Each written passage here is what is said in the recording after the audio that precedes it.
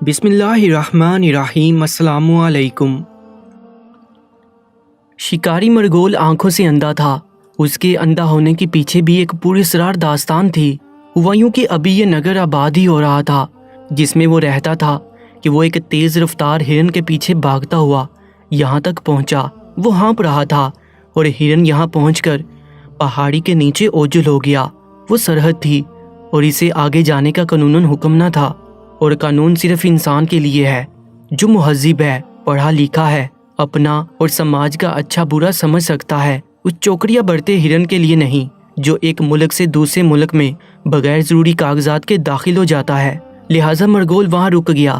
اس نے پہاڑ کے دامن میں استادہ ایک تختی دیکھی جس پر لکھا تھا بغیر اجازت نامہ کے آگے بڑھنا قانوناً منع ہے، اور یہ قانون دونوں ملکوں کے حکام کی مرضی سے بنا ہے۔ مرغول کو اپنی شکست کا بڑی شدت سے احساس ہوا، بے بسی پر افسوس ہوا اور انسان ہونے پر ندامت ہوئی۔ گہری سانس لیتا ہوا داہنے ہاتھ میں وزنی بندوق تھامے کیچڑ سے لت پت اپنے شکاری بوٹوں کو دیکھنے لگا، اور اس کے جسم سے پسینہ یوں پھوٹ پڑا جیسے چشمے سے پانی ابل پڑتا ہے۔ اس نے اپنے ارد گرد نظریں گھما کر دیکھا۔ دائیں طرف ایک اونچی سرمئی پتھروں والی پہاڑی تھی جس پر ہری بڑی بوٹیاں اگی تھیں۔ سامنے دور دور تک سرسبز میدان پھیلا تھا جس میں اونچے گھنے درخت جھوم رہے تھے۔ بائیں جانب وسیع گہرا سمندر تھا جس کا پانی دیوانوں کی طرح ساحل سے سر ٹکرا رہا تھا، اور پیچھے وہ جنگل تھا جسے وہ پھلانگ کر آیا تھا۔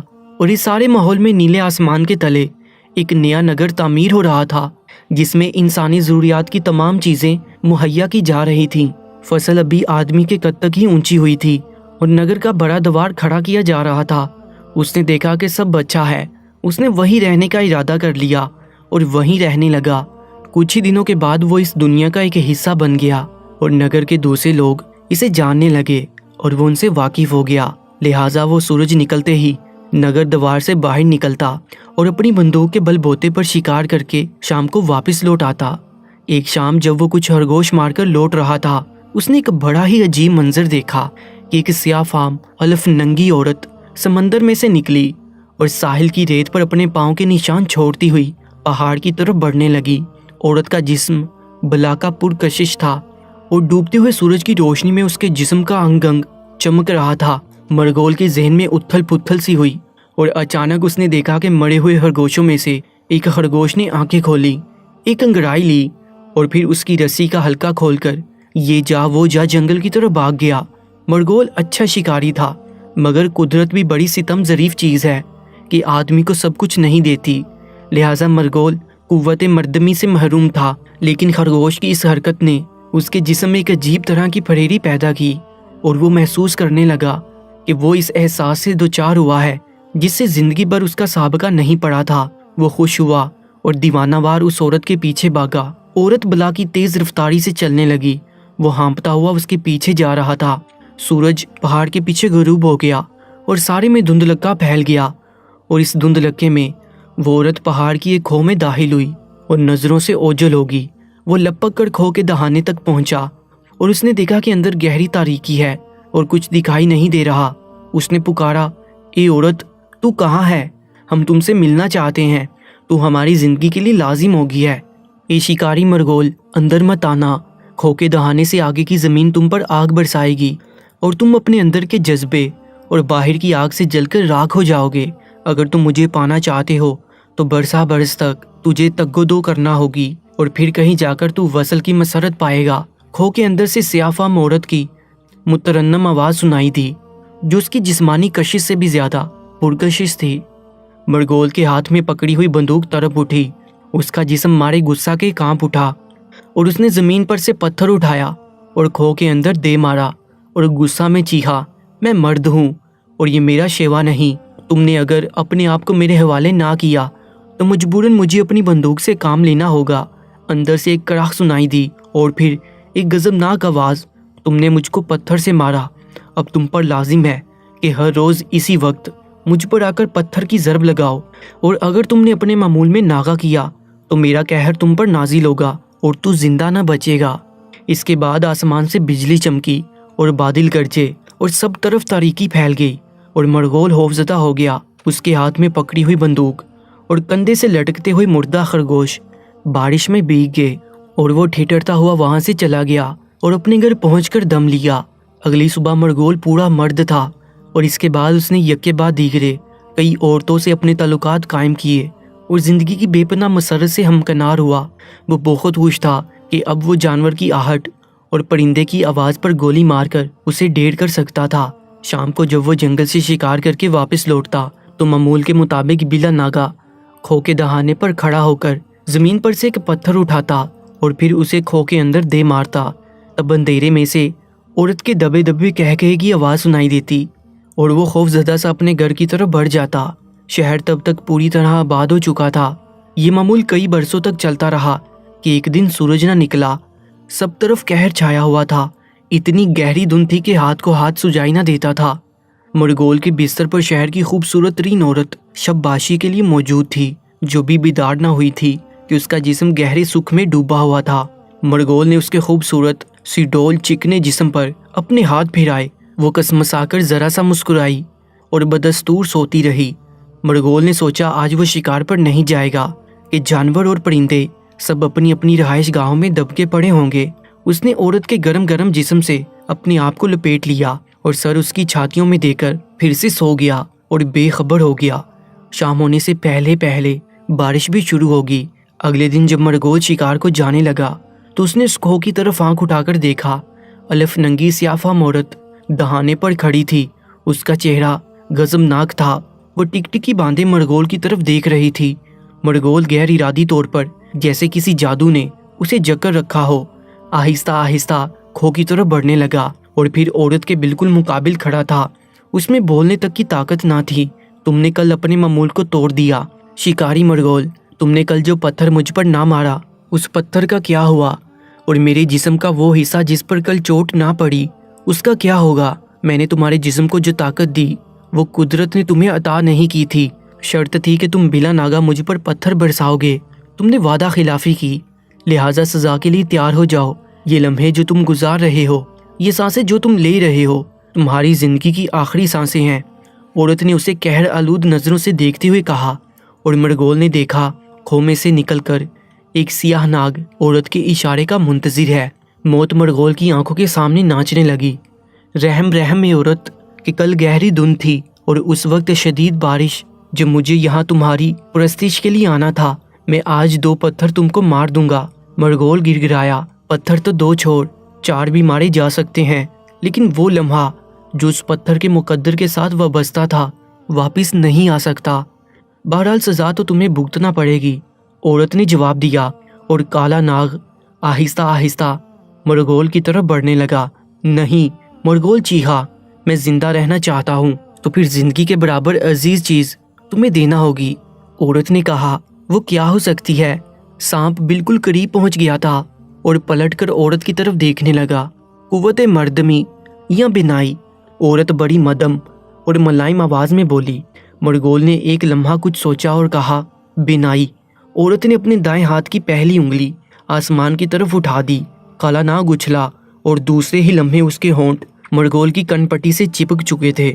एक शदीद दर्द का एहसास हुआ और फिर इसके बाद जैसे उसके होंठ में अंगारे भर दिए गए हों और फिर एकदम सब तरफ तारीकी फैल गई। कुछ दिखाई नहीं दे रहा था, ना औरत, ना सांप, ना पहाड़, ना समंदर और ना जंगल। मरगोल सिसक कर रो रहा था। शिकारी मरगोल आंखों से अंधा था, मगर वो जानवरों की आहट और परिंदे की आवाज की सीध में गोली मारता था और उसका निशाना कभी खता ना होता था और वो कुव्वते मर्दमी से माला माल भी था। एक शाम वो शिकार से लौट रहा था कि मुकर्ररा वक्त पर खो के दहाने पर पहुंचकर रुका। हस्बे मामूल उसने ज़मीन पर से एक पत्थर उठाया और अंदाजे से खो में दे मारा। खिलाफे मामूल अंदर से कोई आवाज़ ना आई, ना हल्के हल्के कह की और ना ही कराह की। वो बहुत हैरान हुआ। इतने बरसों में आज पहली बार खो में सुनाटा था। वो बेख्तियार पुकार उठा, ए औरत, तू कहाँ है? मैंने अपना मामूल पूरा किया, लेकिन तुम्हारी तरफ से कोई जवाब ना मिला। क्या इजाज़त है कि मैं अपना शिकार लेकर अपने घर चला जाऊं? लेकिन फिर भी कोई जवाब ना मिला। वो पहाड़ी की तरफ से समुंदर की तरफ मुड़ा और नगर दवार की तरफ बढ़ने लगा। उसके शिकारी बूटों के नीचे साहिल की रेत दब दब जाती थी। वो हैरानी और खौफ मिले जज्बात में डूबा हुआ आहिस्ता आहिस्ता कदम बढ़ा रहा था। अंदाजे के मुताबिक صحیح سمت میں جا رہا تھا کہ اچانک کسی چیز سے ٹکرا گیا۔ بڑی مشکل سے اپنا توازن قائم رکھ سکا اور پھر ذرا ہٹ کر آگے بڑھنے کی کوشش کی، لیکن اس بار گر ہی گیا۔ اس کے ہاتھ جس چیز پر پڑے وہ ایک سرد جسم تھا جو بالکل اکڑ چکا تھا۔ اس نے ٹٹول کر دیکھنا شروع کیا۔ سر سے چہرہ، چہرے سے گردن، گردن سے سینہ، سینہ ابڑا ہوا سخت کسی عورت کا، پھر پیٹ، اور پیٹ کے عین وسط میں ناف کی گہرائی، اور اس کے نیچے بال اور بالوں کے جنگل میں۔ وہ ڈر سا گیا، لیکن اس نے اپنے ہاتھ سیڈول رانوں پر پھسلاتے ہوئے نازک پاؤں کی اکڑی ہوئی انگلیاں پکڑ لیں۔ کون ہے یہ؟ اس نے پھس پسار کر اپنے آپ سے پوچھا۔ کہیں، اور پھر جیسے ہی اس کے ذہن میں وہ خیال بجلی کی طرح گوندا، اس کے منہ سے ایک دل دوز چیخ نکلی اور اسے اچانک احساس ہوا کہ وہ قوت مردمی سے ایک محروم ہو گیا ہے۔ وہ گگیا کر اٹھا اور اپنا شکار وہیں چھوڑ کر نگر کی طرف بھاگا۔ آج اس کی بندوق اسے بہت وزنی لگ رہی تھی۔ نگر کی سرائے کے قریب سے گزرتے ہوئے اسے گھوڑوں کی ٹاپوں کی آواز سنائی دی۔ اس کا دل اس سے زیادہ تیزی سے دھڑک رہا تھا۔ وہ اپنے مکان میں داخل ہوا، بندوق اس نے ایک طرف پھینکی اور بغیر کپڑے اور جوتے اتارے بستر پر دم سے گرا۔ صبح سارے نگر میں یہ خبر گرم تھی کہ کل رات ایک اجنبی سفید گھوڑے پر سوار نگر کی سرائے میں اترا۔ اس نے گھوڑا کھونٹے سے باندھا اور اس کے سامنے ہری گھاس بکھیر دی۔ گھوڑا اسے دیکھ کر گردن ہلاتا ہوا ہنہنایا اور اجنبی سرائے میں داخل ہوا۔ اس نے اپنے جھولے میں سے گھر کی کشید کردہ شراب کی بوتل نکالی، سرائے کے تام خانے سے بھونا ہوا گوشت لیا، اپنے کمرے میں پلنگ پر لیٹ کر گرم گرم بھنے ہوئے گوشت کے ساتھ شراب پی اور تھکان سے چور اونگنے لگا، پھر سو گیا۔ ایسا سویا کہ آج صبح نہ اٹھا۔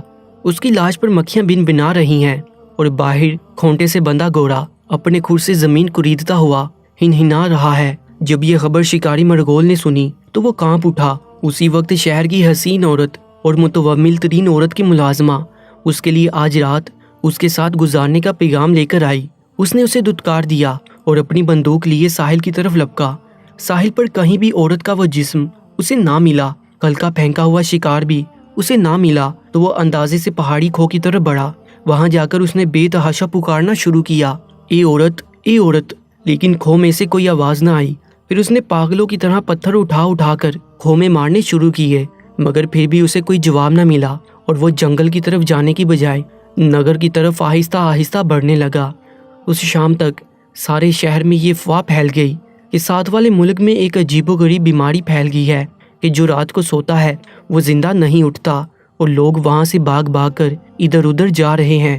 اتنے میں ایک اور خبر ملی کہ نگر کی سرائے کے باہر بندھا ہوا سفید گھوڑا بھی آخری بار ہنہنایا، پھر کھڑے اس کی آنکھ جھپکی اور درام سے ایسا زمین پر گرا کہ اٹھ نہ سکا۔ سارے شہر میں بتیاں جل اٹھی تھیں اور لوگ اپنے اپنے گھروں کو چھوڑ کر گلیوں اور بازاروں میں نکل آئے تھے۔ کوئی سونے کے لیے تیار نہ تھا، سب اس خدائی قہر پر تبادلہ خیالات کر رہے تھے۔ عورتیں دروازوں کی اوٹ میں کھڑی تھیں اور بچے منہ اٹھا کر بڑوں کی باتیں سن رہے تھے۔ کسی طرح بھی وہ رات کٹ گئی۔ سویرے سمندر کے پانی پر کچھ لاشیں تیرتی دکھائی دیں، وہ ساتھ والے ملک کے لوگوں کی تھیں۔ سب حیران تھے کہ آخر انہیں نیند اتنی کیوں پیاری ہے کہ جانیں عزیز کھو دیتے ہیں۔ اندھا شکاری مرغول شہر کی گلیوں میں دیواروں کو ٹٹولتا ہوا اس طرح سر جھکائے دھیرے دھیرے چل رہا تھا جیسے اس نے اپنے اندر کوئی بڑا ہی بھیانک راز چھپا رکھا ہے۔ وہ اندھا قوت مردمی اور بینائی سے محروم آدمی آخر کس کام کا تھا؟ مگر وہ سونا نہیں چاہتا تھا، وہ مرنا نہیں چاہتا تھا۔ اس نے اپنی بندوق بے دلی سے کندھے پر رکھی تھی۔ رات بھر سارا شہر بیدار رہا۔ وہ پہلی رات تھی، ایسا لگا کوئی میلہ سا لگا ہے۔ کئی جگہوں پر الاؤ جلا دیے گئے، ان کے گرد لوگ بیٹھے کھڑے باتیں کرتے، رات کے گزر جانے کے منتظر رہے۔ بچے اگر اونگنے لگتے تو انہیں جھنجھوڑ دیا جاتا، اے بچے سونا نہیں میرے بچے۔ کبھی ماں اور کبھی باپ کی آواز سنائی دیتی۔ نوجوان تو بس بیدار رہ کر خواب دیکھنے میں مشغول تھے۔ اسی طرح کئی دن بیت گئے۔ اب نیند نے لوگوں کو بری طرح سے پریشان کرنا شروع کر دیا تھا۔ اتنا بھی ہوش لوگوں کو نہ رہا تھا کہ رات کو بتیاں جلانی ہے تو دن میں بجھا دیں۔ سارا کاروبار ٹھپ ہو گیا تھا۔ باہر والے شہر میں آتے ہوئے ڈرتے تھے اور شہر والے وہیں ایک دوسرے کے چہرے دیکھتے دیکھتے ایک دوسرے سے بیزار ہو گئے تھے۔ انہیں کسی سے کوئی دلچسپی نہ رہ گئی تھی سوائے بیدار رہنے کے اور اپنی جان بچانے کے۔ پھر ایک بچوں نے گردنیں لڑکانی شروع کی۔ اب انہیں تھپڑ مار کر بیدار رکھنے کی کوشش کی جا رہی تھی۔ عورتوں نے اپنے بال رسیوں سے باندھ کر مکان کے چھتوں کی کڑیوں سے باندھ دیے تھے کہ جب نیند کا جھٹکا لگے درد سے وہ بیدار ہو جائیں۔ مرد اپنی انگلیوں کو دانتوں تلے دباتے رہتے اور اس طرح وہ اس موت سے اپنے آپ کو محفوظ کیے ہوتے تھے جو چپ چاپ سوتے میں آ کر انسان کو دبوچ لیتی ہے۔ مگر اب بیداری بھی ایک مصیبت بننے لگی تھی۔ لگاتار بیداری بھی موت کا باعث بننے لگی۔ میدانوں میں بھاگتے ہوئے آدمیوں کی آنکھیں مسلسل بیداری کی وجہ سے سرخ ہونے لگیں۔ عورتیں اپنے بالوں کی جھٹکوں کا درد اب محسوس نہ کر پاتی اور بچوں پر تھپڑوں کی بارش بے اثر ہو گئی۔ لوگ کھڑے کھڑے گرتے اور پھر مر جاتے۔ مسئلہ اب نیند کی اندیکھی موت کا نہیں تھا، بڑا مسئلہ تھا بیداری کی موت۔ شہر کے سیانے جن میں ابھی دم تھا اکٹھے ہوئے اور انہوں نے ان کے بارے میں سوچ و بچار کرنا شروع کیا جو عالم بیداری میں مرنے لگے تھے۔ ان کی قوت برداشت اب ساتھ نہ دے رہی تھی اور وہ اپنی پوری آنکھیں کھولے جو کہ مسلسل بیداری کی وجہ سے سرخ ہو چکی تھی، کھڑے کھڑے مر جاتے۔ یہ بات تو سب سمجھ ہی چکے تھے کہ موت کا کوئی علاج نہیں، وہ نیند میں بھی آ سکتی ہے اور بیداری کی حالت میں بھی۔